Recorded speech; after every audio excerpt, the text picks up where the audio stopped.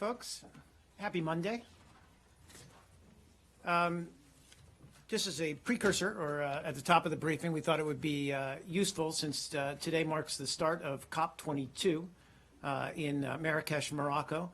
If we had our special envoy for climate change come and brief you on some of the expectations for that conference. Jonathan Pershing is with us today, and he'll be able to give you, as I said, an overview of the conference and then answer a couple questions. With that, Jonathan, thanks. Thanks very much, Mark. It's a pleasure to be here. Thanks, everyone. So 2016 is really an historic year on the climate change issue, on the climate change front. Over the past few months alone, we've seen a number of major events that have occurred.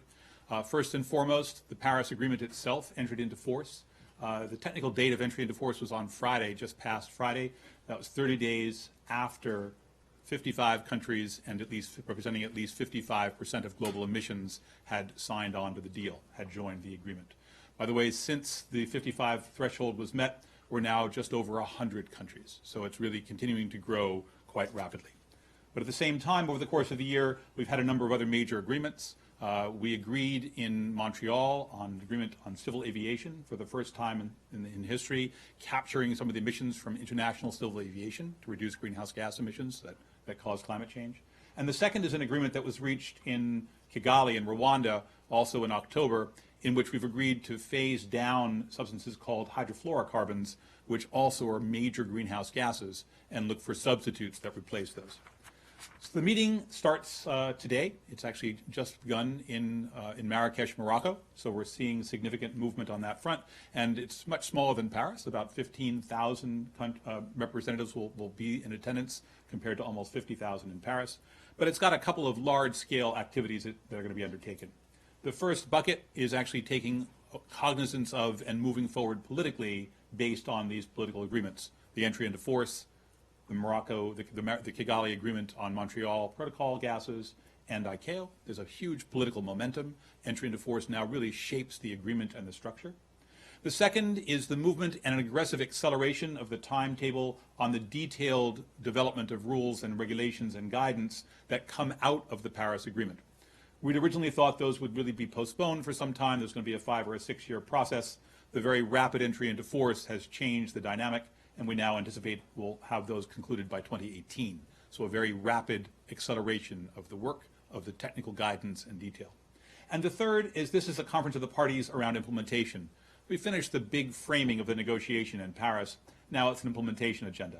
And we'll have experts, including our Secretary of Energy who will be there, but experts from across multiple sectors, agriculture, forestry, people who deal with water, the impacts of climate change, as well as ways to reduce emissions that cause climate change.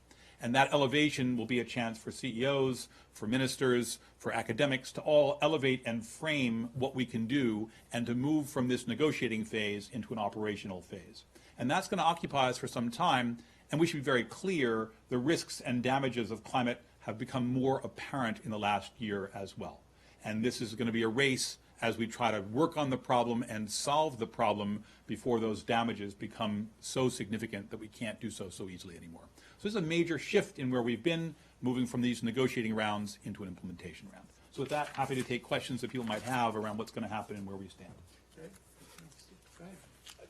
We were on a background call with some officials last week about COP22, and there was some discussion, I think, about zero carbon emissions in the United States by 2050 as a goal. I'm just wondering where that comes from. Is this something the United States is looking to do multilaterally or take the lead on that particular issue? Okay, thanks very much. No, there is no formal goal for 2050. What there is, though, is an agreement that's contained in the Paris Agreement itself that calls for countries to develop what are called mid-century strategies. The United States is working on ours. We are hoping to conclude it and complete it before the end of the year. And in that, we will be looking at a variety of scenarios where we can do significant global and U.S. reductions in emissions. It's not around a particular target number. It's around trajectories. How can you do these radical reductions? The President has indicated that we would at least be working to an 80% reduction by the year 2050. So where does zero carbon? I don't know who put that out there. That's not us. Okay. Any other questions? Have we exhausted you? Okay. Thanks. Thanks so much, Jonathan. Appreciate it. Take care.